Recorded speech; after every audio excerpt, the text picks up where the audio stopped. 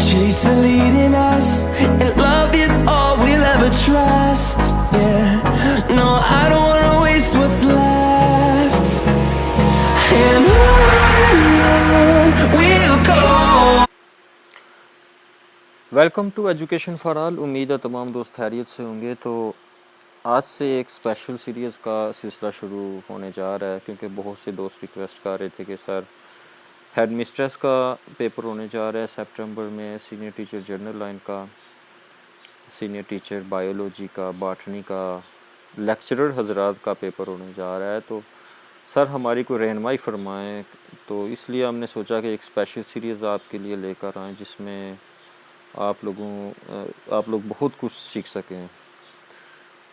तो इस सिलसिले में हमें पास्ट पेपर्स तो पीडीएफ फॉर्म में मिल जाते हैं, एमसीक्यूज़ वगैरह मिल जाते हैं, लेकिन उनकी एक्सप्लेनेशन करने वाला कोई नहीं होता है। हमें चीज़ों की समझ नहीं होती और हम जस्ट रट्टा लगा के उन चीज़ों के ऊपर जो है ना वो गुजारा करते हैं।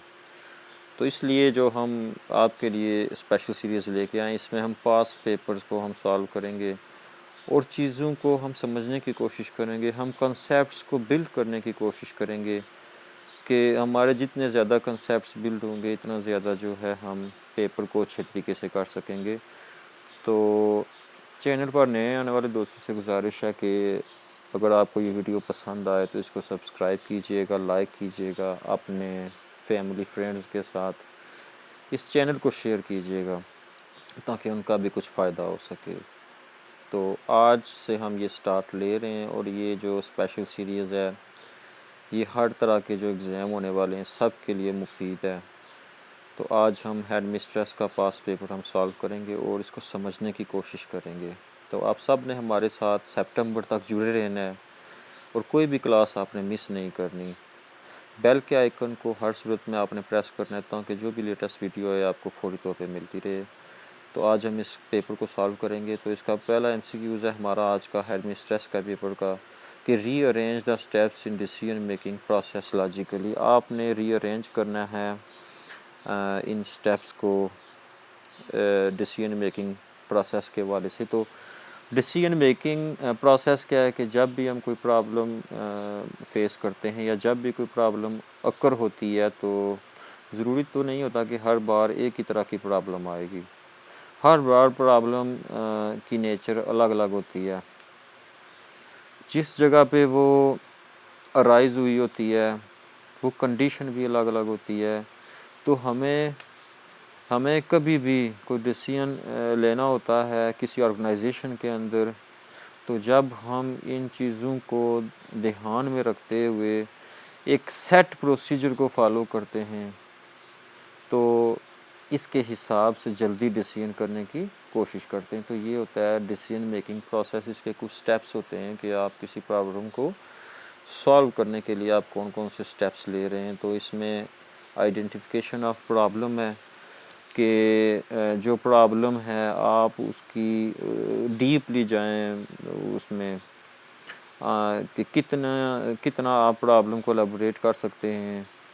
एकदम आपने डीप में जाकर देखना है कि प्रॉब्लम है क्या। ठीक है। इसी तरह आइडेंटिफिकेशन ऑफ डिसीजन क्राइटेरिया, आपने आइडेंटिफाई करना है डिसीजन क्राइटेरिया को। Allocation of weight to criteria, criteria की लोकेशन करनी है, उसके वेट की। Development of alternatives, analysis of alternatives, section of alternatives. तो ये जो इन्होंने जो स्टेप्स बताए हैं ये बिल्कुल ठीक हैं। तो इसकी जो एग्जैक्ट ऑर्डर होगा वो हमने बता दी नीचे। आंसर इसका ABCDEFG ही होगा। ठीक है जी। नेक्स्ट MCQs है planning, organizing and directing are. तो प्लानिंग, ऑर्गेनाइजिंग एंड डायरेक्टिंग क्या है, ये फंक्शंस होते हैं मैनेजमेंट के। तो ए इसका राइट आंसर होगा यहाँ पर। मोटिवेशन इज़ रिलेटेड टू, आप किसी को मोटिवेशन दे रहे हैं तो आप उसको लीडिंग की तरफ लेके जा रहे होते हैं, मोटिवेट कर रहे होते हैं। तो बी इसका राइट आंसर होगा, leading. Supervision should be primarily constructive and creative.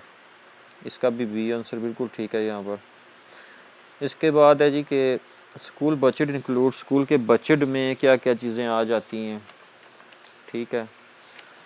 गोया वो डेवलपमेंटल एक्सपेंडिचर्स हैं, नॉन डेवलपमेंटल एक्सपेंडिचर्स हैं, बोथ ए एंड बी हैं, या none of A and B.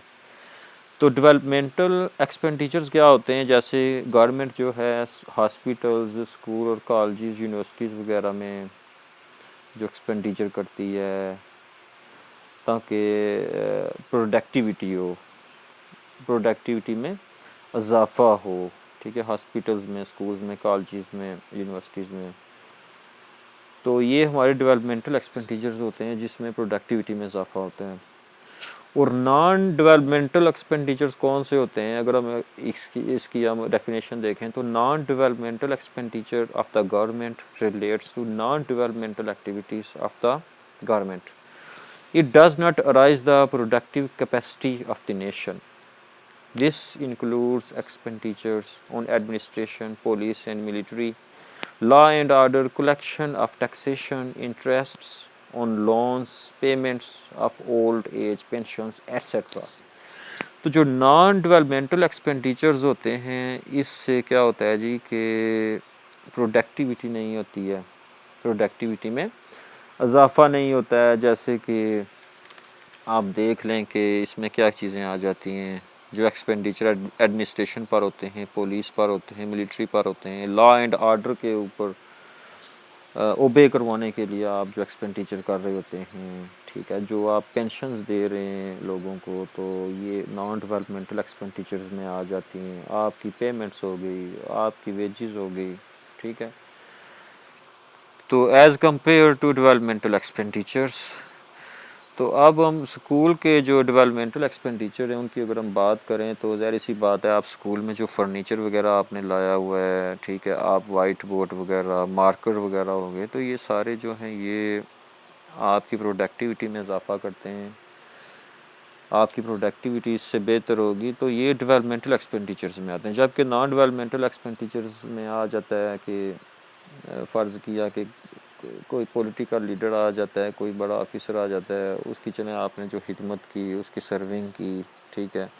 इसके अलावा जो सैलरीज़ हो गई एम्प्लॉयज़ की, ये सारी जो हो गई, पेंशन वगैरह हो गई एम्प्लॉयज़ की, ये नॉन डेवलपमेंटल एक्सपेंडिचर में आएंगे। तो स्कूल बजट इंक्लूड, स्कूल के बजट में दोनों होते हैं जी, बोथ एंड भी हो जाएंगे ये इसमें आपके नॉन डेवलपमेंटल एक्सपेंडिचर्स भी आ जाते हैं और डेवलपमेंटल एक्सपेंडिचर्स भी आ जाते हैं। So B is the right answer.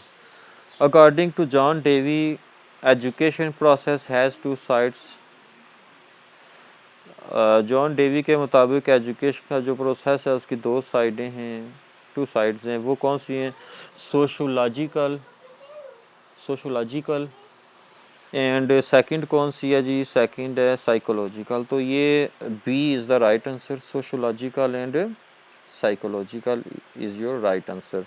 Education is a process in which knowledge and skills are transferred. Education एक ऐसा प्रोसेस है जिसमें आपका इल्म और आपकी जो स्किल्स हैं वो ट्रांसफ़र होती हैं from a few person to next generation, कि एक शख्स से जो नेक्स्ट जनरेशन में ये ट्रांसफ़र होता है। एजुकेशन जो है एक ऐसा प्रोसेस है। This is your right answer. आगे नेक्स्ट क्वेश्चन नंबर 8 है जी, education psychology is the study of. Education psychology है जो तालीमी नफ्सियात है, ये किस चीज़ की स्टडी है? ये मेंटल इलनेस, जहनी बीमारी की ये स्टडी है, इंटेलिजेंस टेस्ट की है, लर्निंग एंड टीचिंग की है, कोग्निटिव प्रोसेस की है। तो ज़ाहिर सी बात है तालीम नफ्सियात जो है वो सीखने और सिखाने के अमल के ऊपर ही बहस करती है। एक लर्नर जो सीख रहा है, लर्निंग जो उसकी हुई है एंड टीचिंग और जो उसको सिखाया जा रहा है, तो ये भी इसका राइट आंसर होगा। ठीक है, ये थोड़ा इजी था इसलिए मैंने इसको इतना एक्सप्लेन नहीं किया। The data which have already been collected by someone is called. जिस डाटा को पहले से ही किसी ने कलेक्ट करके रखा हुआ है वो डाटा क्या कहलाता है? तो प्राइमरी डाटा होता है, एक सेकेंडरी डाटा होता है। तो प्राइमरी डाटा क्या होता है? The primary data that has not undergone for any statistical treatment. जो डाटा पहली बार इकट्ठा किया गया हो उसको किसी स्टैटिस्टिकल ट्रीटमेंट में इस्तेमाल ना किया गया हो, वो प्राइमरी डाटा होता है। और जो सेकेंडरी डाटा है जिसको आपने किसी स्टैटिस्टिकल ट्रीटमेंट में आपने इस्तेमाल कर लिया है वो आपका सेकेंडरी डाटा होगा। ठीक है, जैसे क्वेश्चनियर के ज़रिए जो आप डाटा इकट्ठा करते हैं, फर्स्ट टाइम आप डाटा वो कलेक्ट कर रहे हैं तो वो आपका प्राइमरी डाटा होगा। आपने उसके ऊपर एक्सपेरिमेंट कर दिया, आपका पेपर जो है किसी जर्नल में पब्लिश हो गया और बाद में उसके ऊपर मज़ीद इन्वेस्टिगेशन की गई, किसी मज़ीद एक बंदे ने उसके ऊपर कोई मज़ीद रिसर्च पब्लिश करवा दी तो वो सेकेंडरी डाटा के तौर पर यूज़ होगा। ठीक है, तो ये the data which have already been collected by someone is called your secondary data. ये सेकेंडरी डाटा होगा जो पहले से किसी ने कलेक्ट करके रखा हुआ था और आपने उसके ऊपर काम शुरू कर दिया। आगे जी नेक्स्ट हमारा क्वेश्चन नंबर 10 है classifying students in a statistical course buy their gender is an example of what nominal scale of example of what scale of measurement.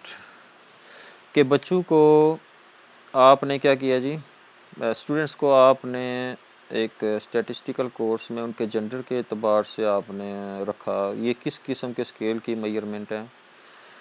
तो आप ये जो स्केल ऑफ मेजरमेंट है हम इनके बारे में थोड़ा सा हम तफसील से पढ़ेंगे तब ही हमको जाके समझ आएगी कि क्या चीज़ क्या है, हमसे पूछा क्या जा रहा है।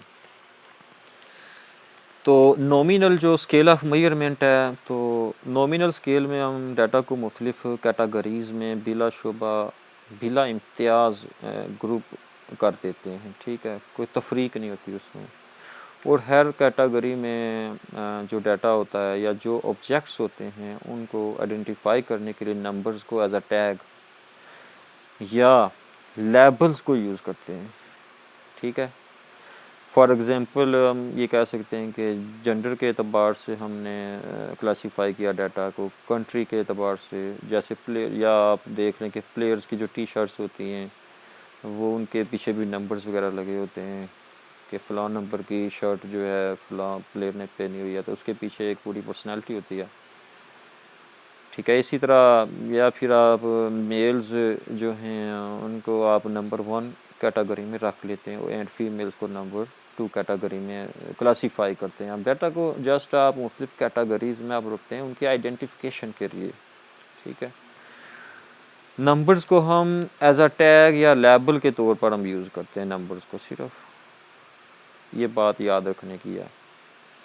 नॉमिनल स्केल के अंदर जो डाटा होता है इसको हम मल्टीप्लाई नहीं कर सकते, डिवाइड नहीं कर सकते, ऐड नहीं कर सकते, सब्सट्रैक्ट नहीं कर सकते, क्योंकि जो नंबर्स होते हैं ये जस्ट आइडेंटिफिकेशन के लिए होते हैं। बात आपको समझ आ गई? जस्ट आइडेंटिफिकेशन के लिए नंबर होते हैं, हमने मुख्तलिफ कैटेगरीज़ में उनको रखा है, उनकी पहचान के लिए, उनकी आइडेंटिफिकेशन के लिए हमने रखा होता है। अब हम बात करते हैं जी ऑर्डिनल स्केल की। तो ऑर्डिनल स्केल में वो चीज़ें शामिल हैं जो नॉमिनल स्केल में नहीं है।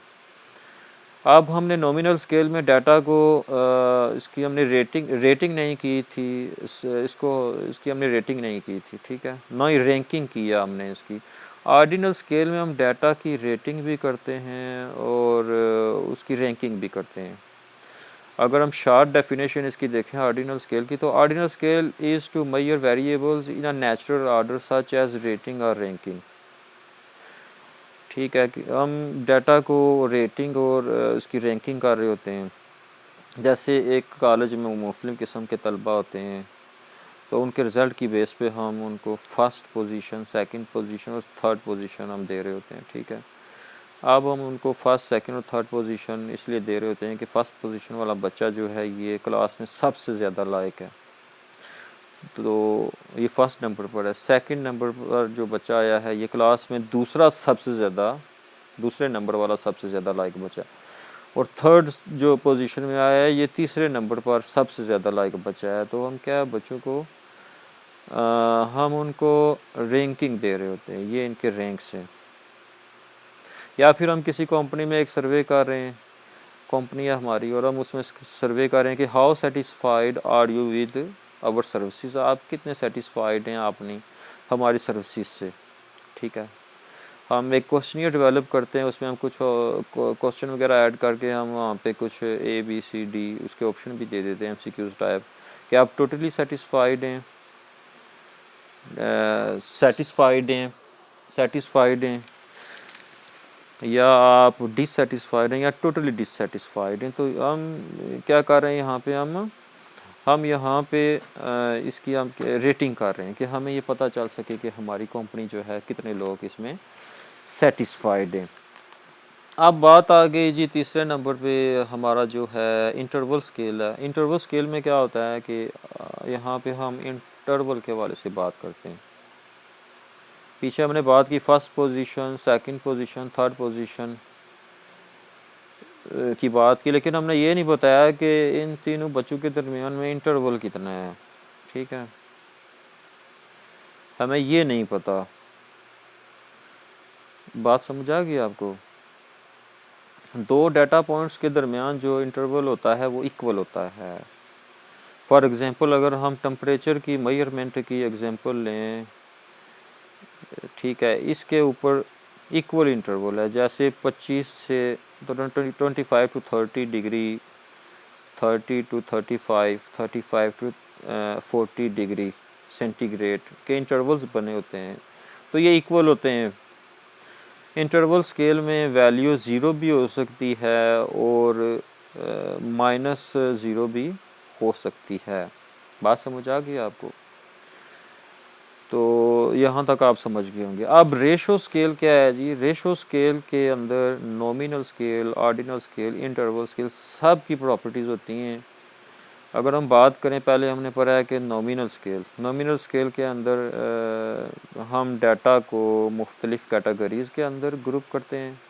ऑर्डिनल स्केल के अंदर हम डाटा को ऑर्डर्स या रैंकिंग्स के अंदर लेकर आते हैं। और इंटरवल स्केल के अंदर हम डिफरेंट पॉइंट्स के दरमियान इंटरवल को आइडेंटिफाई करते हैं। तो ये सारी की सारी जो करैक्टरिस्टिक्स हैं ये रेशो स्केल के अंदर पाई जाती है। ठीक है, ये सब चीज़ें इसमें आ जाती हैं रेशो स्केल के अंदर। और रेशो स्केल के अंदर एब्सोल्यूट ज़ीरो एग्जिस्ट करती है। इसका मतलब ये है कि यहाँ कोई भी वैल्यू नेगेटिव नहीं हो सकती। अब इसकी एग्जांपल्स कौन सी हैं? जैसे वेट हो गया, हाइट हो गई and distance are example of ratio scale. Ratio scale के अंदर जो डाटा होता है उसको हम ऐड भी कर सकते हैं, सब्सट्रैक्ट भी कर सकते हैं, डिवाइड भी कर सकते हैं और मल्टीप्लाई भी कर सकते हैं। ये जो रेशो स्केल होता है ये मोस्ट कॉम्प्लेक्स स्केल होता है, जबकि नॉमिनल स्केल जो होता है ये सिंपलेस्ट स्केल होता है। यहाँ तक आपको बात समझ आ गई होगी। तो अब ये जो क्वेश्चन पूछा गया था अजीज़ तलबा, question number 10, classify student in a statistics course by gender is an example of what scale of measurement. तो ये नॉमिनल स्केल ऑफ मेजरमेंट है। हमने बच्चों को उनके जेंडर के अतबार से मुख्तलिफ जो ग्रुप्स हैं उनमें हमने उनको डाल दिया है। तो ये जेंडर के अतबार से आपने ये काम किया, तो ये नॉमिनल स्केल है। ठीक है, ऑर्डिनल स्केल के अंदर हम क्या करते हैं? ऑर्डिनल स्केल के अंदर जो होती है वो हम रैंकिंग और रेटिंग कर रहे होते हैं। यहाँ पर रैंकिंग और रेटिंग नहीं है, बस आपने जेंडर के अतबार से उनको ग्रुप किया, तो इसलिए नॉमिनल स्केल है। इंटरवल स्केल के अंदर हम इंटरवल बता रहे होते हैं कि फ़र्क क्या है, और रेशो स्केल में ये सब आ जाते हैं, सब कुछ आ जाता है। तो आई होप आपको ये कंसेप्ट बिल्ट हो गए होंगे। नेक्स्ट है जी question number 11, curriculum means course syllabus को करिकुलम एक्टिविटीज़ और ओवरऑल एक्टिविटीज़ ऑफ इंस्टीट्यूशन। तो करिकुलम में सब कुछ आ जाता है, कोर्स भी, को करिकुलम एक्टिविटीज़ भी, सिलेबस भी।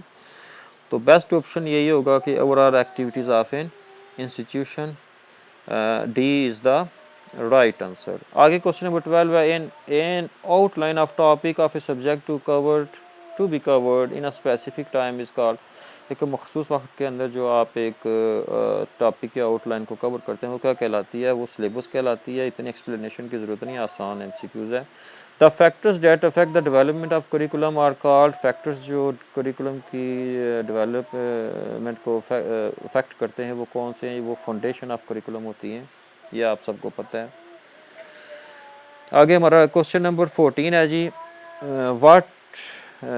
when, what, why and how to teach is the main task of education psychology, education philosophy, economics, history। तो when, what, why and how ये to teach is the main task of education psychology, A is the right answer. Question number 15 है जी, the total process of designing, implementing and evaluating the curriculum is called. तो इसका right answer है curriculum development. Explanation की ज़रूरत नहीं है, कोई मुश्किल नहीं है। The most frequent value in the set of data is called, कि मोस्ट फ्रीक्वेंट वैल्यू, बार बार आने वाली वैल्यू जो है वो क्या कहलाती है? वो मीन है, मीडियन है, मॉड है या नन है? इनमें से तो मीन क्या होता है? मीन में आप एवरेज निकाल रहे होते हैं किसी चीज़ की। जैसे टोटल नंबर्स जो होते हैं आप उनको ऐड करके जो उनकी क्वांटिटी है उसके ऊपर आप उसको डिवाइड कर देते हैं तो एवरेज निकल आती है। मीडियन जो दरमियान में वैल्यू आ रही है, अगर 10 नंबर हैं, सॉरी 9 नंबर हैं, टोटल 9 डिजिट्स हैं, तो 4 एक तरफ, 4 फर्स्ट और 4 लास्ट वाले एक तरफ कर लें, दरमियान में जो आ रहा है वो आपका मीडियन होगा। अगर 2 मीडियन है तो दोनों को जमा करके 2 के ऊपर उनको डिवाइड कर दें तो आपको मीडियन मिल जाएगा। तो मोस्ट फ्रीक्वेंट वैल्यू जो होती है वो मॉड होती है, जो बार बार मोस्ट रिपीटेड वैल्यू होती है। B is the right answer. I hope आपके कंसेप्ट बिल्ड हो रहे होंगे। Negative correlation means, negative correlation से क्या मुराद है? As one variable increases the other variable also increases, as one variable increases the other variable decreases, as one variable decreases the other variable decreases, none of the above. तो ये negative correlation क्या होता है? जब एक variable के बढ़ने से दूसरा वेरिएबल कम हो रहा हो या दूसरे के कम होने से पहला बढ़ रहा हो, तो ये नेगेटिव कोरिलेशन होता है। For example price and demand का जो रिलेशन अगर हम मार्केट में देखें तो किसी चीज़ की कीमत में जब कमी होती है तो उसकी डिमांड बढ़ जाती है, तो ये एक नेगेटिव कोरिलेशन है। इसके बरक्स अगर हम देखें तो जब किसी चीज़ की शय में इजाफा होता है तो उसकी रसद बढ़ जाती है। ज़ाहिर सी बात है, जो प्रोड्यूसर होते हैं वो ज़्यादा से ज़्यादा चीज़ मार्केट में प्रोड्यूस कर रहे होते हैं, तो कीमत में इजाफे से उसकी रसद भी बढ़ जाती है। तो ये पॉजिटिव कोरिलेशन है, एक के बढ़ने से जब दूसरी बढ़े तो पॉजिटिव, एक के कम होने से दूसरी बढ़े तो नेगेटिव रिलेशन होता है। तो B is the right answer कि as one variable increases the other variable decreases, ये नेगेटिव कोरिलेशन है। इसी तरह क्वेश्चन नंबर 18 है, what is the main purpose of literature review? Literature review का मेन पर्पस क्या होता है? तो लिटरेचर रिव्यू में हम क्या करते हैं कि जो ऑलरेडी वर्क हुआ होता है हम उस वर्क को देखकर अपना जो हमारा ब्रॉड एरिया होता है हम उसकी आइडेंटिफिकेशन करते हैं कि यहाँ तक ये काम हो गया था, अब हमने इससे आगे काम को स्टार्ट करना है और हमने इस प्रॉब्लम जो इस काम में मौजूद है, जो एग्जिस्ट कर रही है, मज़ीद हम इसको बेहतर बनाने के लिए हम जो है अपनी रिसर्च का काम कर रहे हैं। तो C would be right answer to find out what is already known about the area of interest.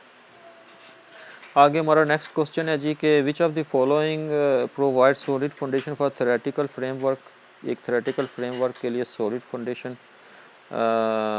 Provide करता है क्या? Survey, pilot testing, literature review, experiment. तो लिटरेचर रिव्यू है जो एक सॉलिड थ्योरेटिकल फ्रेमवर्क के एक सॉलिड फाउंडेशन फ्राहम करता है, लिटरेचर रिव्यू। तो literature review would be your right answer. इसी तरह हमारा नेक्स्ट क्वेश्चन है जी कि which of the following, sorry question number 20 है, विच of the following is not the tool of data collection? इनमें से कौन सा डाटा कलेक्शन का टूल नहीं है? चेकलिस्ट के ज़रिए भी हम डाटा को कलेक्ट कर रहे होते हैं, इंटरव्यू लेकर भी हमारे पास बहुत सी मालूमात आ रही होती है, और क्वेश्चनियर जो है इसके ज़रिए भी हम डाटा कलेक्ट कर रहे होते हैं, हमारे पास मालूमात मैसर हो रही होती है। तो hypothesis is your right answer. Hypothesis is not the tool of data collection. Next question है हमारा 21, the major purpose of co-curriculum activities is to provide relief from usual classroom routine, allow students an opportunity to develop into good citizens, help students adjust a well-adjusted personality, and D, permit student to have a choice of educational program. तो major purpose को curriculum activities का यही होता है कि आप दुनिया में रहना, उठना बैठना सीखें, तालीम के साथ साथ ये जो सरगर्मियाँ हम नसाबी सरगर्मियाँ भी हैं ये भी अहम किरदार अदा करती हैं। इसलिए ये आपके जो आपका जो अफेक्टिव डोमेन है, आपकी को करिकुलम एक्टिविटीज़ अफेक्टिव डोमेन पर भी काम कर रही होती हैं, इसलिए C is your right answer. Help students achieve well adjusted personality. तो को करिकुलम एक्टिविटीज़ कौन सी होती हैं? जो आपका जो रेगुलर सिलेबस है आपको क्लासरूम के अंदर पढ़ाया जा रहा है, आप उस सिलेबस से बाहर निकल के कुछ चीज़ें सीख रहे होते हैं, जैसे मॉर्निंग असम्बली है, आपकी बज़्म अदब होता है, मुख्तलिफ़ किस्म के कंपटीशंस जो आपके स्कूल में होते हैं। फ़र्ज़ किया आपके टीचर आपको प्ले ग्राउंड में लेके जाते हैं, वहाँ पर मुख्तलिफ़ किस्म की एक्टिविटीज़ आपसे करवाते हैं। या फिर आपको थिएटर में लेके जाते हैं वहाँ जहाँ पे आपकी एस्थेटिक डेवलपमेंट भी होती है, या फिर आपको वो किसी और हिस्टोरिकल प्लेस में लेके जाते हैं, आपको किसी सोशल वर्क में डाल देते हैं, किसी कम्युनिटी वर्क में आपको लगा देते हैं, जो आपके रेगुलर करिकुलम से हट कर जो एक्टिविटीज़ होती हैं वो आपकी को करिकुलम एक्टिविटीज़ में आ जाती हैं। क्वेश्चन नंबर 22 है अजीज़ तलबा के all the learning activities which are expose during study are included in, जितनी भी आपकी जो लर्निंग एक्टिविटीज़ हैं जो एक्सपोज्ड होती हैं ड्यूरिंग स्टडी, वो कौन सी होती हैं, वो किस कैटेगरी में आती हैं, तो वो आपकी ट्रेडिशनल टेक्निक ऑफ इंस्ट्रक्शंस में ये आपकी जो एक्टिविटीज़ आती हैं। ठीक है, इसका A is the right answer. The material teacher use to foster the teaching learning process is called, जो मटेरियल टीचर यूज़ करता है क्लासरूम में टीचिंग लर्निंग प्रोसेस के लिए, तो वो इंस्ट्रक्शनल मटेरियल आपका कहलाता है। B is the right answer. Question number 24 है the testing used to identify what a student knows and doesn't know is called, कि एक ऐसी टेस्टिंग जो आपको ये बताती है कि बच्चा क्या जानता है और क्या नहीं जानता, क्या कहलाती है। फॉर्मेटिव टेस्टिंग है, समेटिव टेस्टिंग है, बेंचमार्क टेस्टिंग जो होती है वो किसी सॉफ्टवेयर को या एप्लीकेशन को की रैंकिंग के लिए इस्तेमाल होती है कि उसमें कितनी बेहतरी की ज़रूरत है। इसके बाद समेटिव टेस्टिंग है, डायग्नोस्टिक टेस्टिंग है। तो फॉर्मेटिव टेस्टिंग जो होती है वो आप during the class during the lecture आप जारी रखते हैं, बच्चों से कोई छोटे मोटे क्विज़ ले लिए, कोई क्वेश्चनिंग कर ली, तो ये आपकी फॉर्मेटिव टेस्टिंग में आ जाती है, जिससे आपको बहुत सी प्रॉब्लम्स का पता चल जाता है कि बच्चे कहाँ पे लैग कर रहे हैं और कितने वो लायक हैं। तो बेंचमार्क टेस्टिंग का मैं आपको पहले ही बता चुका हूँ कि ये ऐसी टेस्टिंग होती है जो किसी सॉफ्टवेयर या एप्लीकेशन की रेटिंग के हवाले से होती है कि इसमें क्या बेहतरी की ज़रूरत है और इसकी रेटिंग का किस तरफ जा रही है। और समेटिव टेस्टिंग होती है आप मिड टर्म में आपको एग्ज़ाम वगैरह ले लेते हैं बच्चों से, या फिर आप at the end of course जो आप एक बड़ा इम्तिहान लेते हैं, टर्मिनल हो गया या मिड टर्म हो गया, तो इसमें आप एक समेटिव टेस्ट लेते हैं बच्चों से, जिससे उनकी ओवरऑल प्रोग्रेस का पता चलता है कि वो किस काबुल हैं। और डी है डायग्नोस्टिक टेस्टिंग जो होती है फॉर्मेटिव टेस्टिंग के बाद होती है। फॉर्मेटिव टेस्टिंग लेते हैं, आपको ये पता चलता है कि एक बच्चा जो है वो कितना वीक है, कहाँ पे वीक है, कहाँ पे लैग कर रहा है। ठीक है, और जब आपको ये पता चल गया कहाँ पे लैग कर रहा है तो मीन्स कि आपने उसका एक इंग्लिश का सेंटेंस देखा और आपको पता चल गया यार इसकी तो प्रोनाउंसिएशन, चलें वो तो बात की बात है, फर्स्ट ऑफ ऑल इसका स्ट्रक्चर ऑफ सेंटेंस ही ठीक नहीं है, इसको टेंसेस का पता नहीं है, इसकी पंक्चुएशन ठीक नहीं है, तो आपने डायग्नोज किया इसको, आपको पता चल गया, तो आप इसके बेहतरी के ऊपर काम करेंगे। तो ये डायग्नोस्टिक टेस्टिंग है जो कि फॉर्मेटिव टेस्टिंग के बाद होती है। Which correlation is the strongest correlation कौन सा है, तो ये सवाल तो आपने करना है, ये तो मैंने आपके सर डालना है। तो यहाँ पे डी राइट आंसर है। क्यों डी राइट आंसर है ये आपने हमें कमेंट बॉक्स में बताना है और इसको एक्सप्लेन भी करना है ताकि बाकी स्टूडेंट्स भी इसको समझ सकें कि कोरिलेशन इज़ द स्ट्रॉन्गेस्ट, कौन सा स्ट्रॉन्गेस्ट कोरिलेशन है और कौन सा वीकेस्ट कोरिलेशन है, ये भी आपने बताना है। क्वेश्चन नंबर 26 है questionnaire survey method is use to, questionnaire survey का मेथड जो है किस लिए इस्तेमाल होता है, प्राइमरी डाटा के लिए ही इस्तेमाल होता है। मैं पहले भी एक्सप्लेन कर चुका हूँ कि प्राइमरी डाटा वो डाटा होता है जो आप फर्स्ट टाइम कलेक्ट करते हैं, और सर्वेयर वगैरह जो आप करते हैं, क्वेश्चनियर जो आप करते हैं, डेवलप करते हैं क्वेश्चनियर, तो ये एक समझ लें कि एक पेज के ऊपर आपने 50 क्वेश्चन लिख लिए। ठीक है, 50 क्वेश्चन आपने लिख लिए, एक क्वेश्चनियर आपने डेवलप किया लोगों का किसी भी चीज़ में इंटरेस्ट जानने के लिए, लोग कितने इंटरेस्टेड हैं इस चीज़ में, उस स्पेसिफिक चीज़ के हवाले से। ठीक है, तो हमारे यहाँ जब हमें मैसी कर रहे थे तो हमें भी मैडम ने एक क्वेश्चनियर दिया था कि मेजरमेंट ऑफ हैप्पीनेस के स्टडी ऑफ डिस्ट्रिक्ट कोटली के ऊपर हमने एक क्वेश्चनियर डेवलप किया था कि लोग जो है उनकी हैप्पीनेस की मेजरमेंट किस चीज़ से हो रही है, कोटली में लोग किस कदर खुश हैं, तो क्या चीज़ उनकी ज़िंदगी में खुशी ला रही है। तो वैसे खुशी को मेजर करना इतना आसान तो नहीं होता, चलें हमने ये डेवलप कर लिया था तब। तो जो फर्स्ट टाइम जो डाटा कलेक्ट होता है वो प्राइमरी डाटा होता है, और क्वेश्चनर के ज़रिए जो होता है वो भी प्राइमरी डाटा ही होता है। फर्स्ट टाइम ये डाटा कलेक्ट हो रहा है। सेकेंडरी डाटा वो होता है कि जो आपने कलेक्ट कर लिया उस पर एक बार आपने काम कर लिया, कोई दूसरा भी फिर आपके डाटे पर काम कर रहा है तो वो सेकेंडरी डाटा के तौर पर उसके ऊपर काम करेगा। आगे नेक्स्ट क्वेश्चन है व्हाट इज़ द माड ऑफ द फॉलोइंग नंबर्स। माड कौन सा है, तो पीछे हमने अभी पढ़ा है कि मोस्ट फ्रीक्वेंट वैल्यू होती है जो बार बार रिपीट हो रही है। तो इसमें 1 2 2 8 8 1 4 जो है मोस्ट रिपीटेड वैल्यू यहाँ पे 2 है। माड 2 भी हो सकते हैं, 2 से ज़्यादा भी हो सकते हैं। 2 and 8 इज़ माड इन these options. ऑलराइट, चलें जी, आगे चलते हैं। 28 है, विच of the following is not an essential element of report writing, इनमें से कौन सा एसेंशियल ज़रूरी एलिमेंट नहीं है रिपोर्ट राइटिंग के लिए? तो रिसर्च मेथडोलॉजी भी ज़रूरी होती है, कंक्लूजन भी ज़रूरी होते हैं, रेफरेंसेस भी ज़रूरी होते हैं। तो नन ऑफ दीज, ये सारे ही इंपॉर्टेंट हैं भाई। आप कौन सा कह रहे हैं कि इंपॉर्टेंट नहीं है इनमें? तो आप लोग साथ साथ नोट्स बना लिया करें, वीडियो को पॉज करके लिख लिया करें, छोटे छोटे कंसेप्ट अपनी ज़बान में, रोमन उर्दू में बेशक लिख लें, जो भी ज़ुबान है आपकी लिख लें, छोटी छोटी चीज़ें दिमाग में बैठ जाएं, ठीक है। ये एग्जांपलें जो होती हैं ये हमें बड़ा फ़ायदा देती हैं। तो नेक्स्ट है जी 29 है, the quality of cognitive development that involves custody of information over time is called conditioning. B ए इसका राइट आंसर है। अब हमारा नेक्स्ट क्वेश्चन है जी कि complete a task with 80% accuracy, complete a task with 80% accuracy is required for success is the example of, कि 80% आपने किसी काम को एक्यूरेटली करना है, ये किस चीज़ की एग्जांपल है? नॉर्म रेफरेंस की है, क्राइटेरियन रेफरेंस की है, मेजरमेंट की है, या नन ऑफ दीज? तो पहले हम देख लेते हैं कि नॉर्म रेफरेंस क्या होता है जी। नॉर्म रेफरेंस टेस्ट एक ऐसा टेस्ट होता है जिसमें आप बच्चे की परफॉर्मेंस को दूसरे बच्चे की परफॉर्मेंस के साथ कंपेयर करते हैं।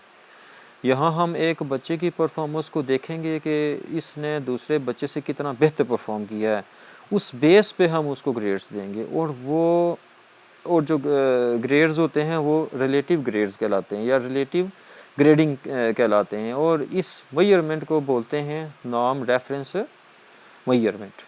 अब हम देखते हैं कि क्राइटेरियन रेफरेंस टेस्ट क्या होता है। यहाँ पर हम रिलेटिव ग्रेडिंग नहीं बल्कि अब्सोल्यूट ग्रेडिंग होती है यहाँ पे, ठीक है। यहाँ पर हम कोई भी दो बच्चों की परफॉर्मेंस को कंपेयर नहीं करते, ना ही कंपेयर करने की ज़रूरत होती है। यहाँ पर हम क्या करते हैं जी, यहाँ पे हम एक क्राइटेरिया हम सेट करते हैं, उस क्राइटेरिया की बेस पे हम एक स्टूडेंट को एक्सेस करते हैं। अगर बच्चा उस क्राइटेरिया के पार चला गया तो समझे पास है, अगर नहीं पार जाता उस क्राइटेरिया के तो समझे वो बच्चा फेल है। यहाँ पर कोई भी स्टूडेंट जो है वो एक दूसरे के साथ कंपेयर नहीं होता। That is known as criterion referenced measurement. तो यहाँ पे जो क्वेश्चन में पूछा गया वो ये है कि completing a task 80% accuracy is the requirement for success is the example of. 80% accuracy के साथ आपने करना है एक काम, तो यहाँ पे आपने क्राइटेरिया एडजस्ट किया हुआ है, किसी बच्चे के साथ आप कंपेयर नहीं कर रहे, एक आपने स्टैंडर्ड बना दिया है। तो ये हमारा होगा जी क्राइटेरियन रेफरेंस। उम्मीद है आप लोगों ने बहुत कुछ सीखा होगा, बहुत से कंसेप्ट आपके बिल्ट हुए होंगे। तो इंशाल्लाह अगली क्लास के साथ इससे आगे जितने भी पास पेपर्स हैं और ये हेड मिस्ट्रेस का जो पेपर रह गया इसको हम सॉल्व करेंगे। ये पेडागोजी का पोर्शन है। हर टेस्टिंग एग्ज़ाम में चाहे वो हेड मिस्ट्रेस का हो, बायोलॉजी का हो, सीनियर जनरल लाइन का हो, तो अच्छा खासा इसका पोर्शन होता है। तो ये अच्छा खासा कॉम्प्लिकेटेड भी होता है। ये MCQs आपको मिल जाते हैं आगे पीछे से PDF फॉर्म में, लेकिन इनको समझाने वाला कोई नहीं होता है। चले हम कोशिश करेंगे कि आप कंसेप्ट्स को बिल्ड करें, और सितंबर तक इंशाल्लाह ये फ्री क्लासेस जारी रहेंगी। अपना बहुत ख्याल रखिएगा, मुस्कुराते रहिएगा, चैनल को सब्सक्राइब करना मत भूलिएगा अगर ये वीडियो पसंद आई हो तो। अगर पसंद नहीं आई तो बेशक ना सब्सक्राइब करें, बेशक ना लाइक करें, आपकी मर्ज़ी है। अपना बहुत ख्याल रखिएगा और अगली क्लास का इंतज़ार कीजिएगा। तब तक के लिए अल्लाह हाफिज़।